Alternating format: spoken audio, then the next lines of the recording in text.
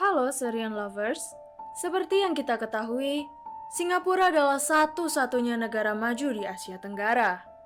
Kemajuan negara ini dipicu oleh suburnya pertumbuhan ekonomi yang sangat menarik bagi para investor. Sejak kemerdekaannya pada tahun 1965, industrialisasi Singapura tercatat memiliki pertumbuhan yang sangat signifikan. Kabar gembira tersebut ternyata telah memakan banyak lahan yang menyisahkan sedikit lahan kosong. Sempitnya lahan di Singapura memaksa negara ini untuk melakukan reklamasi dengan cara menimbun wilayah perairannya untuk dijadikan daratan. Pada awal kemerdekaannya, Singapura memiliki daratan dengan luas sekitar 581 km persegi. Namun saat ini luas Singapura mencapai 734 km persegi. Hal ini berarti Singapura telah memperluas daratannya kurang lebih sekitar 27%.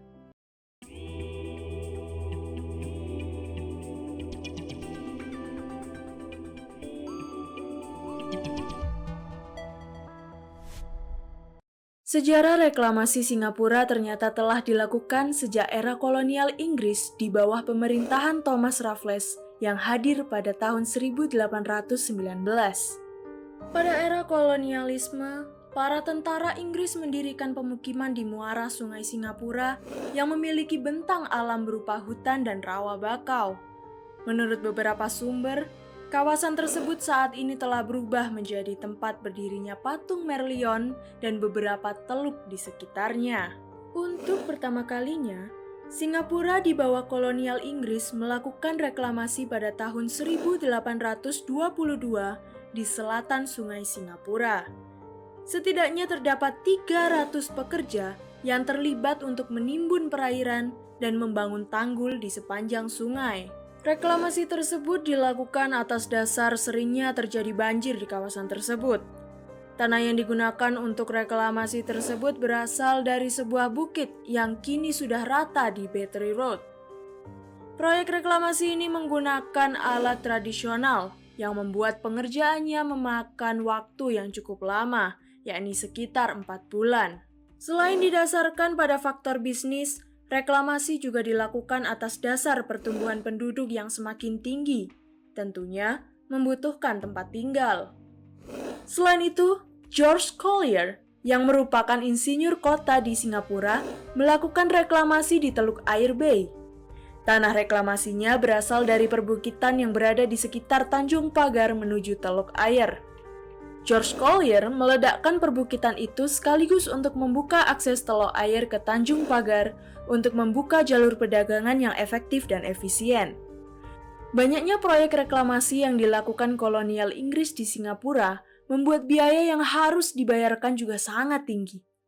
Salah satu proyek reklamasi yang paling mahal adalah proyek seluas 88 hektar dengan tembok laut sepanjang 1,5 km yang membentang dari Palmer Road hingga Johnstone's Pier. Besarnya dana yang digelontorkan ternyata tidak serta-merta menjamin proyek tersebut berjalan dengan sempurna. Pasalnya pada tahun 1910, proyek tersebut mengalami masalah pengerukan yang membuat tembok laut yang telah dibangun menjadi tenggelam. Untuk menghadapi masalah tersebut, kolonial Inggris memperkuat pondasi tembok lautnya. Hingga akhirnya, proyek reklamasi tersebut dapat selesai pada tahun 1932. Reklamasi terakhir yang dilakukan kolonial Inggris di Singapura adalah Beach Road dan Kallang Basin yang dilakukan pada tahun 1932 hingga 1936. Reklamasi tersebut menutup 339 hektar area rawa yang terkenal banyak nyamuknya. Reklamasi yang dilakukan ini bertujuan untuk membangun sebuah bandara yang bernama Bandara Kallang dan diresmikan oleh Gubernur Shenton Thomas. Waktu terus bergulir. Hingga akhirnya kolonial Inggris harus menarik pasukannya ketika kalah dalam Perang Dunia Kedua. Perjuangan Singapura terus berlanjut untuk memperjuangkan kemerdekaannya yang akhirnya dapat diraih sepenuhnya pada tahun 1965. Pasca kemerdekaannya, Singapura langsung bergegas untuk merencanakan sebuah reklamasi besar untuk yang pertama kalinya sejak negara ini merdeka. Singapura berencana melakukan reklamasi dengan luas 1.525 hektar di sepanjang pesisir tenggara pulau. Proyek reklamasi dimulai di lokasi East Coast Reclamation pada 1966 yang berlangsung selama 30 tahun. Tanah yang digunakan untuk reklamasi diambil dari berbagai sumber seperti daratan Siklep dan perbukitan di Bedok dan Tampines. Sebagian besar hasil reklamasi ini digunakan untuk tujuan komersial dan juga untuk perumahan. Setelah reklamasi selesai, pembangunan perumahan marak dilakukan di kawasan tersebut yang menyediakan akomodasi untuk sekitar 100.000 penduduk. Fakta unik yang jarang diketahui adalah Bandara Changi ternyata menjadi salah satu bangunan yang berdiri di atas tanah reklamasi Singapura. Proyek tersebut dilakukan pada tahun 1972 hingga 1979 yang mereklamasi sekitar 61 hektar.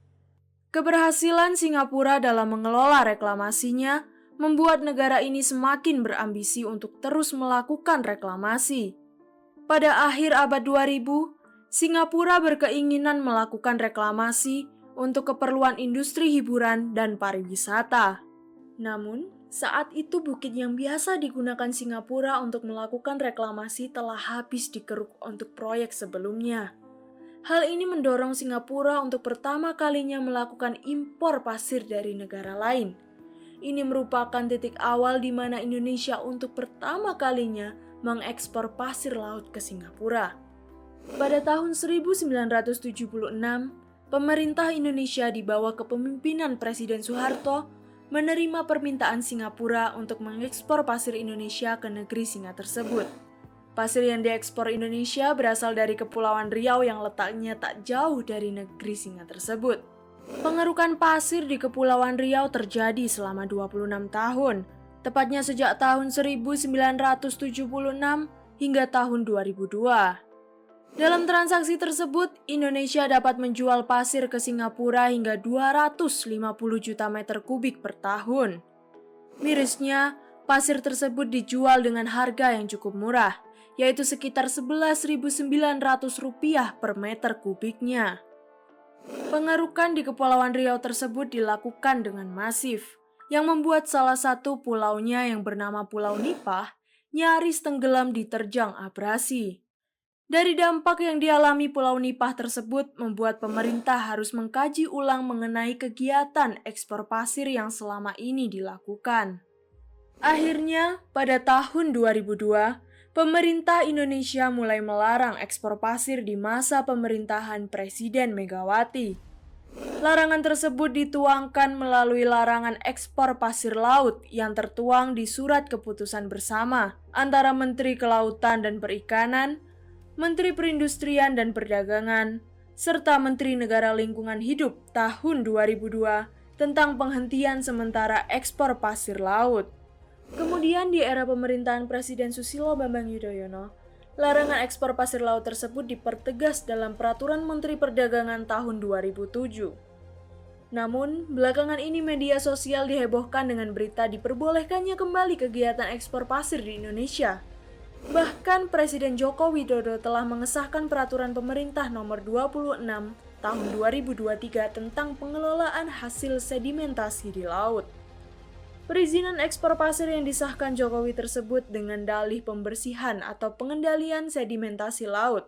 Hasil pengerukan pasir laut dari aktivitas pembersihan sedimentasi bisa dijual ke luar negeri dengan syarat kebutuhan dalam negeri sudah tercukupi.